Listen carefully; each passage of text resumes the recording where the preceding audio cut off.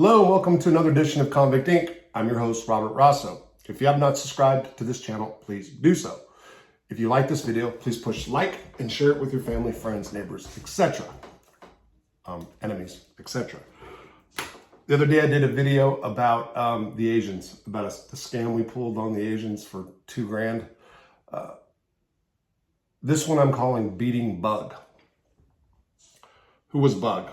Bug was an African-American man in his late 50s, early 60s, or was it his late 60s? Anyway, he was a guy with many health problems. In prison, he used a walker, pushed around a walker. A lot of guys do. They use it for seats.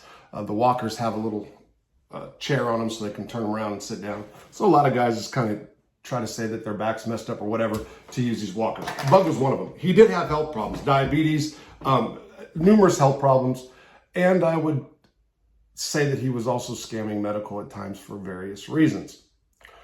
Bug is from Nebraska. He has been in and out of prison most of his life, and he's one of these guys that likes to tell big, whopping stories.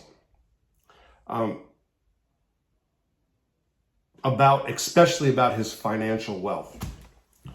How he made hundreds of thousands of dollars in this prison, how he had cell phones and maybe some of it's true. The amounts were always exaggerated, and a lot of guys wouldn't give him the time of day. If you went and talked to Bug, he was gonna tell one of these stories about how rich he was. Just one of those guys. And guys that have been in prison know what I'm talking about. Bug ran a little store. Now, what I mean by store is prison stores. There's guys that get commissary. They'll buy commissary, and then they'll turn around and sell that commissary to people in the unit. When I first started coming to prison, it was 2 for 1. That is, you get like 1 candy bar from a guy, and you have to give him 2 back. Then there was 50% stores. That's what I ran in Lewisburg. So give me 2 candy bars. Take 2 candy bars, give me 3 back. That's an example. And then there's 25% stores too. And there was a bunch of those at FCI Terre Haute. I was there from 2012 to 2021. I met Bug originally in C Block of FCI Terre Haute. Terre Haute is an administrative facility, medically based or medical administrative, meaning that they have hospitals nearby. That does not mean that the prison is equipped to handle serious medical patients. Bug was known as a guy that was petty. People didn't like going to Bug's store, but don't get me wrong. Anybody who has a store is going to sell out eventually. So every 3 months, commissary closes down for a few weeks, and if you have any kind of commissary saved back, you can sell it then. But Bug he had a couple people that were coming to him. I use the stores a lot. That's stupid. I realize it. But I'm the type of person, if I have a locker full of candy bars, I'm going to eat them all like in a day. I mean, you guys can see I'm gaining weight, right? Pretty bad. So yeah. So it was just better for me to go to storemen a lot of times. And I mean, I really use store guys a lot. I also bought a lot of stamps. When I was doing drugs, I'd use stamps for drugs. When I was gambling or just in general, I always liked to have stamps or have buy stamps. Stamps are currency in prison. The way that the stamp market is crazy. That's for a different video. But anyway, it's cheaper to buy stamps and then turn around and either go to the store man or buy other stuff on the compound, vegetables, kitchen stuff, than it is just to have money sent to the guy's books or to pay for it outright. Stamps is the way to actually save money.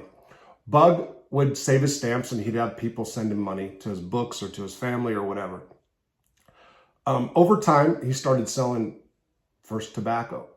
Now, tobacco in prison, there are guys that can get actual tobacco, smoking tobacco in, but most of the tobacco sold is pig spit. And when I say pig spit, I mean the guards chew tobacco and they spit it out.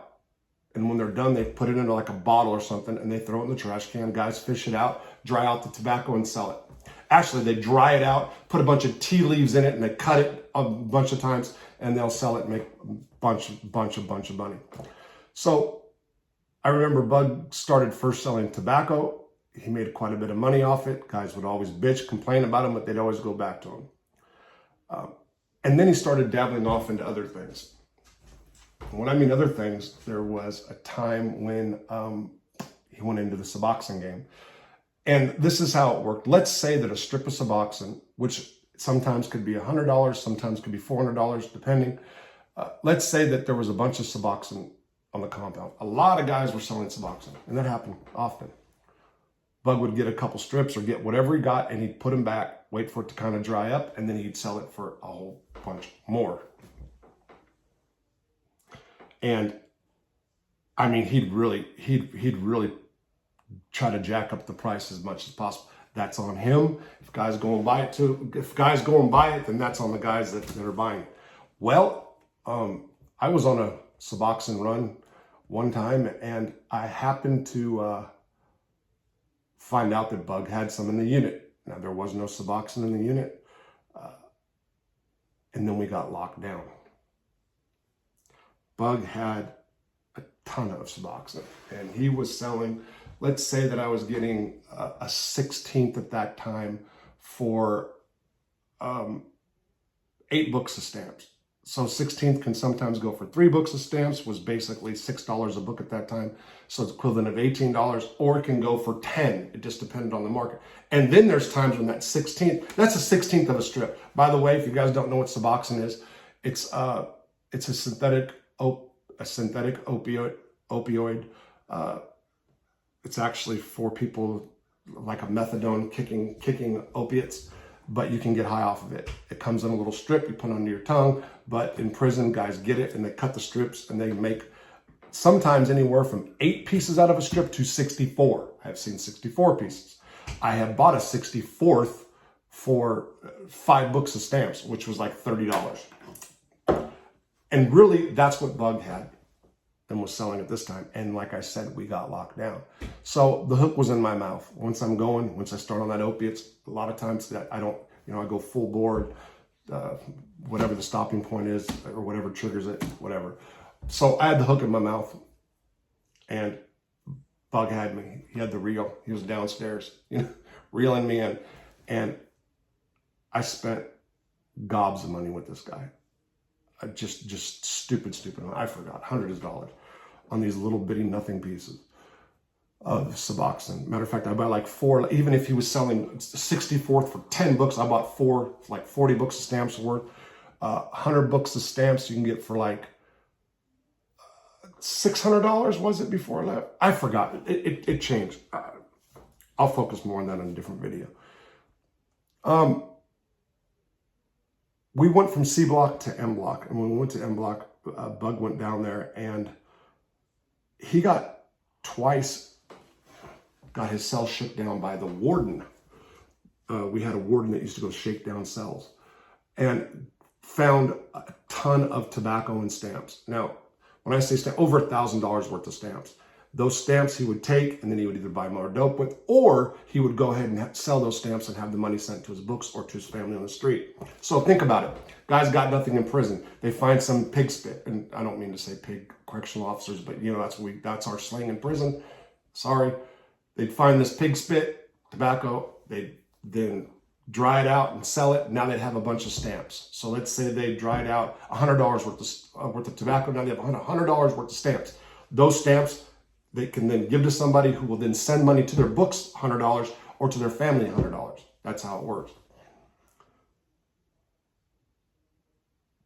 I ran big store bills with Bug. And when I say I run big store bills, I ran big bills all over the prison, in every prison I've ever been in. I had a gold card. That's the truth. And it's because my family and different friends took care of me financially. I can owe you $500 and still go get stuff from you most of the time. And I'll get into other stories about that. I'm going to talk about a friend of mine I burned in a different video. Dope fiend move. So Bug started getting the reputation of being a snitch. When the warden found that stuff in his cell, let me tell you, if the warden finds something, you're getting locked up. Well, Bug didn't get locked up. and he got all his stamps back. Staff, especially the ones that are in charge of overseeing the safety, which is the SIS, they will give guys stamps who cooperate with them. And if you get busted with the bunch and you have something to tell, or you promise to tell or something like that, they'll let you keep them. So something wasn't right with Bug. Then he gets busted again like a week later. Didn't get his cell moved, didn't get put in a hole, nothing happens. Gets all his stamps back, stays in business, stronger than ever. A lot of guys were jealous. People used to talk about him. Nobody did nothing to him. Somebody called him rat to his face one day, and you were snitching, and he took off after him. Also, there was guys that said they knew him from before and that he had his case that he was hot, meaning that he was a cooperator before he came to prison on his case. I don't know none of this. I do know that before Bug went home, I owed him money for a store. I owed him money for stamps for gambling, I believe, and it was quite a bit of money. He had a bunch of stamps the day before he left, came to me and said, hey, listen, I know you've been good. You've always sent me money. I'm going to go ahead and give you these $400, 100 book stamps, 400. So go ahead and send me $800. And he was leaving the next day. What do you think I did? No problem. You're going to get it. Da da da da. As soon as he left, laughed.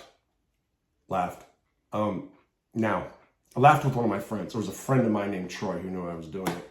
And actually, I think Troy stung him too. He had some stuff. I don't remember what it was. And he had people that owed him money before he left. But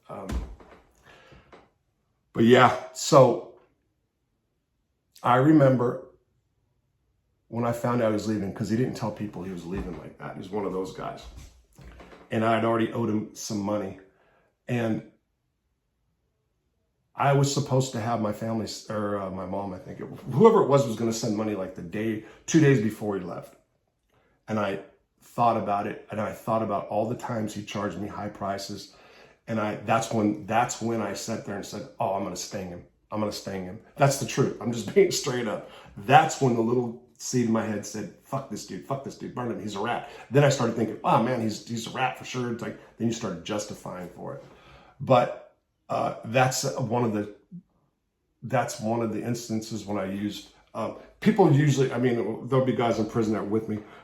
Like I said, I was able to pay my bills thanks to family and friends, and writing. I wrote for Vice, so thanks to publications that weren't supposed to pay me that paid me. They threw back. Anyway, just kidding. But yeah, I stung him. And I'm going to tell you the truth. There was a moment that I felt bad, because he did it, because he meant it when he said he trusted me. A lot of guys did. Burned a few, not many, that trusted me like that. But he did. But he was got before he was even gone. He didn't even know it. And that's the truth. That's just scandalous shit that happens in prison. And then sometimes when somebody kind of treats you like a sucker, because really that's what he was doing, treating people like sucker that went to him and would buy like a 64th of Suboxone for $10. But at the same time, it's the person like me who went and got it. So it's really not on him. But when you get to a point to where you can sting him, you can beat him, then you think, oh, this is my get back.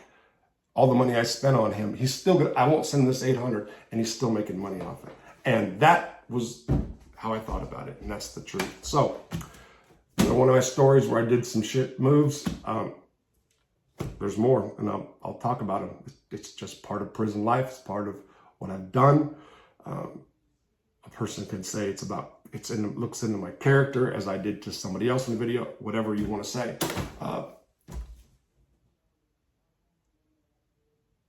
Yeah, I was going to say something. Yeah, whatever you want to say. But I think in the end, even though I know it's not right, no bullshit, gave the guy my word, right? I still I can still sleep over that one. Take care.